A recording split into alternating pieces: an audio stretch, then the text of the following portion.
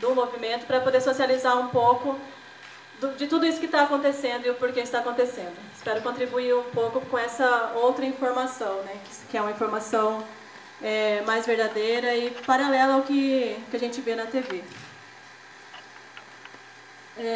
Nós fomos para a Venezuela em 2006 para construir um Instituto Latino-Americano de Agroecologia como proposta do governo bolivariano com a Via Campesina. Então a ideia é construir um instituto, uma escola para jovens do campo.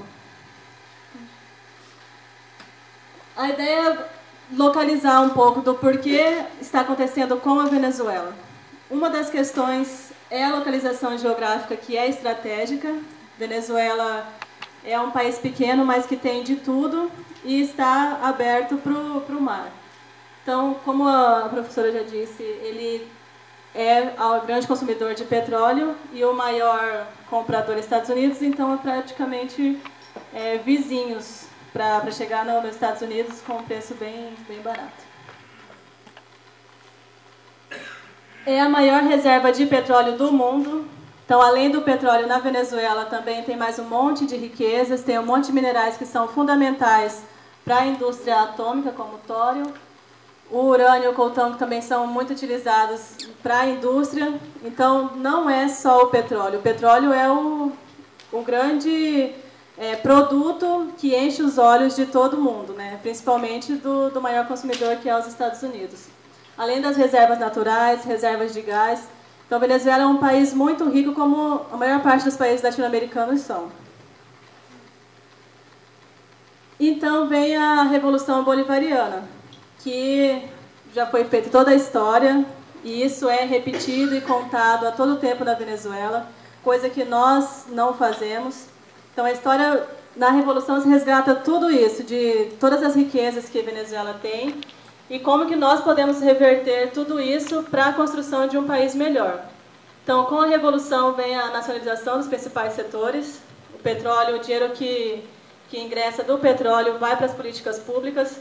Então, começa um grande desenvolvimento do país, principalmente na área da saúde, da educação, a área de moradia, que Venezuela era um país muito pobre, um país de muito contraste. Então, Caracas, essas regiões mais de praia, porque é o Mar do Caribe, vinham pessoas dos Estados Unidos para passar férias, e a população, principalmente na região onde nós ficamos, região dos llanos, região mais plana, é uma região do campo muito pobre. Então, começam a ter moradias dignas a partir da Revolução Bolivariana. Então, tudo isso é revertido para o país. E aí, como foi dito anteriormente, isso dá um choque. Como que vai tirar o dinheiro das grandes corporações e vai reverter isso em políticas públicas?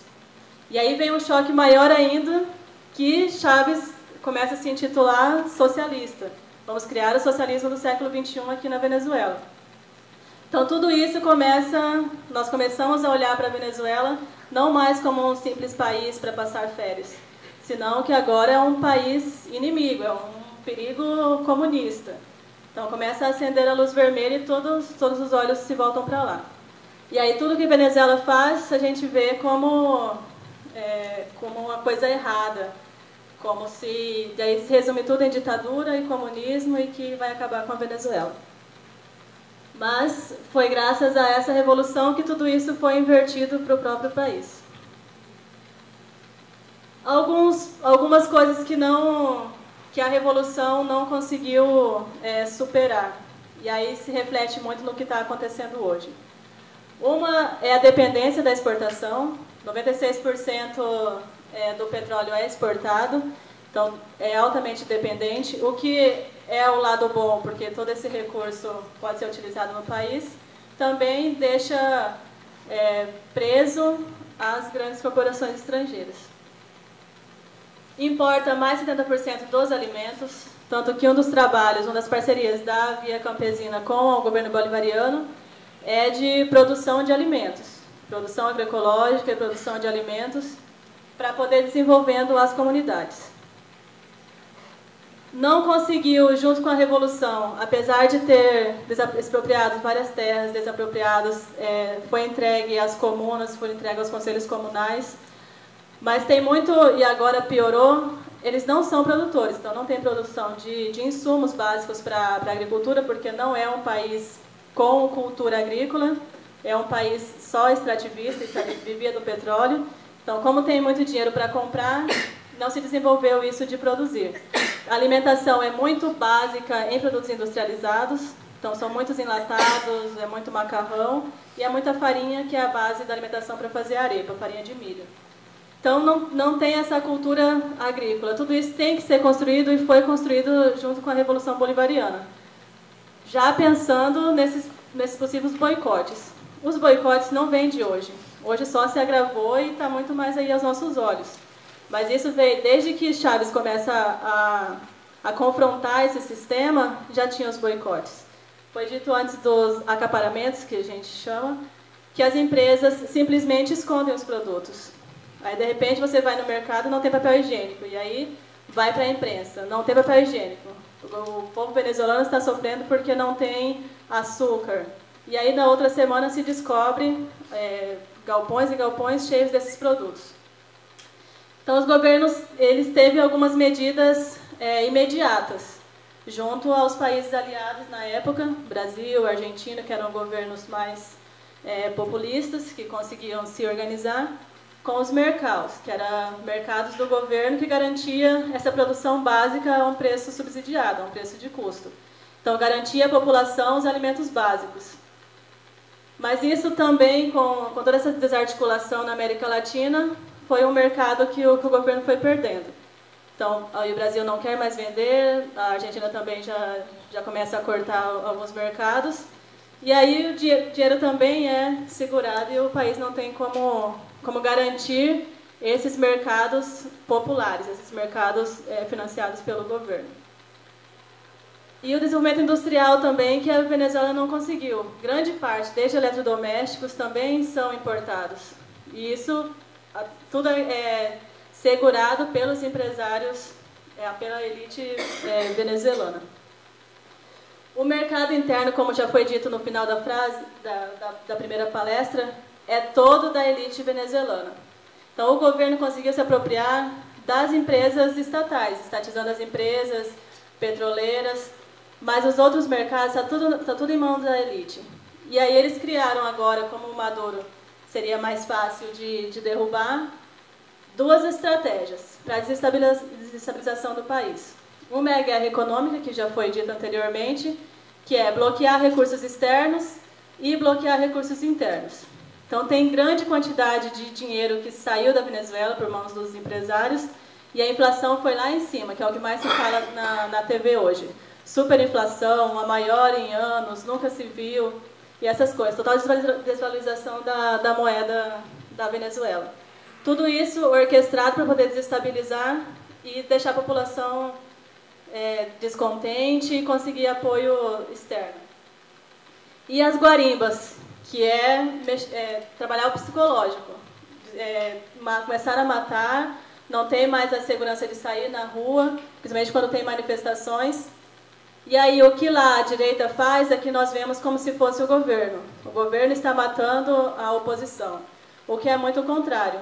Relatos do que foi dito, assim, das pessoas sendo queimadas vivas, são verídicos, de colocar bomba, de colocar cabos de aço para pegar os motoqueiros, porque são motoqueiros que descem do morro para apoiar a revolução, então para pegar justo esse público. São coisas que acontecem que nós não temos acesso a esse tipo de informação. Então, imaginem um país onde você não tem condições de comprar o alimento básico. E aí começa toda a desestabilização da violência, que você já não tem como proteger a sua família. E toda a mídia aliada e países oferecendo abrigos. Então, começa toda uma desestabilização emocional também, que é o que eles estão tentando para poder derrubar a revolução. E um dos mais fortes é o bloqueio econômico. Não tem como falar que isso não está acontecendo porque não tem interferência dos Estados Unidos. Porque como a Venezuela depende quase que inteiramente de produtos importados e também a venda é em dólar, então toda uma grande quantidade de recursos, aí se fala em 350 bilhões de dólares, mas muito recurso que são bloqueados e outros que saem ilegalmente do país, impossibilitando que o país adquira os bens básicos. E aí vai desde medicamentos básicos mesmo. Uma brigada foi agora, teve que levar desde paracetamol, dipirona, porque é difícil conseguir em alguns lugares. Até alimentos, né, que a gente já falou, das vacinas, doses de insulina, que é fundamental para várias pessoas. Então tem muitos bloqueios. E aí isso vai forçando as pessoas a pedir asilo. Nós vemos que é isso que é o boom assim, da imprensa, dizendo que as pessoas estão saindo por causa do regime, mas eles estão dando todas as condições para que as pessoas não consigam sobreviver. E aí, por que as pessoas ainda estão defendendo a revolução? Então, para quem viveu na Venezuela, principalmente a época do Chávez, era muito motivador. Tinha vontade de ser venezuelano, de viver tudo aquilo ali. Porque o resgate histórico, o resgate cultural da identidade venezuelana foi muito projetada desde o começo desse governo. Chávez fez todo um levantamento histórico para cada lugar que ia, fazia um resgate de pessoas que ajudaram no processo revolucionário desde a época de Bolívar, pessoas que foram importantes naquela região, a cultura local, o poder popular, que as pessoas poderiam modificar aquele lugar e tinha no governo a base para isso. Então isso garante que hoje as pessoas façam a defesa da revolução. Quando se tem consciência de classe, não é uma falta de arroz, uma falta de feijão que vai desestabilizar as pessoas. Isso é muito forte na Venezuela. E hoje, depois desses ataques da direita venezuelana, um dos temas é muito isso da paz. Porque já tem o governo como ditatorial e que está matando a população. Então, os próprios conselhos comunais, a própria população, em todos os eventos, em todos os documentos que saem, é sempre o lema: pedindo paz pela democracia e pela soberania. Esses são os temas para poder desmistificar isso da violência que é gerada pela esquerda. É muito pelo contrário. Estão buscando manter a ordem no país para poder fazer esse contraponto dessa ideologia da direita. E o poder popular é muito importante. É graças a ele que se garante que, se fizer um chamado do governo para toda a população, desde a capital até do interior, para fazer grandes manifestações. Então, todas essas fotos que a gente vê que é manipulado como se fosse uma atividade da direita, podem ter certeza que são atividades da esquerda. Desde a época do Chávez, a direita sempre foi para a rua, mas nunca foi massificado. Porque se fosse, eles tinham ganhado as eleições, que não foram muitas eleições. Foram muitos referendos, e foi o que garantiu o presidente, garantiu que a revolução no poder. Então, tem grupos organizados nas comunidades que são chamados de conselhos comunais. Aí tem os conselhos comunais urbanos, tem os conselhos comunais rurais. Isso são feitos, tem um monte de... Cada um tem o seu papel, seja na educação, na saúde, na segurança. Então, o papel de defender a revolução é muito forte nas bases. É por isso que o governo consegue sobreviver ainda, apesar de todo esse ataque que vem sofrendo. E aí é muito importante falar isso, porque a gente fica como se fosse personificado. Era Chávez, só Chávez conseguia segurar a revolução. Agora é Maduro, só Maduro segura a revolução. E isso não é verdade. O que o povo defende hoje, o que se segura muito hoje, é o processo revolucionário. Se conversa muito sobre todo esse resgate histórico de a Venezuela não quer mais ser colônia dos Estados Unidos. E é por isso que, apesar de ter outra pessoa que substituiu o Chávez, todo mundo achava que não seria possível, só foi possível por essa conscientização, que é o povo no poder que tem que continuar nesse processo. É claro que existem muitas críticas, é feito muita autocrítica, não é o mar de flores. Tem dentro dos conselhos muitos debates de como enfrentar isso, como resolver esse problema da alimentação, que sempre foi um gargalo, como resolver esses problemas externos, e se resolve com organização. Então a gente vai em qualquer comunidade, você é bem recebido e vai ter comida para todo mundo.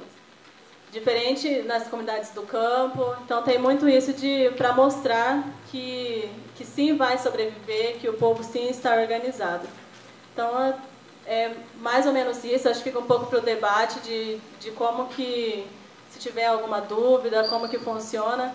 Mas é importante que a gente leve isso. O que existe lá é porque o povo defende, é o povo que quer esse modelo de projeto de país. E é muito por se entender soberano, por se entender venezuelano e não querer mais ser colônia dos Estados Unidos, principalmente. Então, agradecer. Em nome do Movimento de Mulheres Camponesas, agradecer o convite, dizer que estamos à disposição. Existem muitas brigadas internacionalistas de apoio à Venezuela, dentro e fora do país, para levar essa outra informação. Tem muitos grupos, temos muitos venezuelanos entre nós, pessoas que vieram antes para o processo de formação e pessoas que estão aqui para ajudar a trazer essa outra informação. Então é importante que a gente busque isso. Então, dentro dos movimentos da Via Campesina, existe uma brigada que está na Venezuela hoje para ajudar na produção de alimentos, estou lá desde 2005 e até hoje se mantém com o processo de formação e de produção de alimentos saudáveis. Tem parceria com a Bionatur, tem parceria com a MST na produção de alimentos orgânicos. Então é interessante conhecer e levar essas outras informações. Obrigada.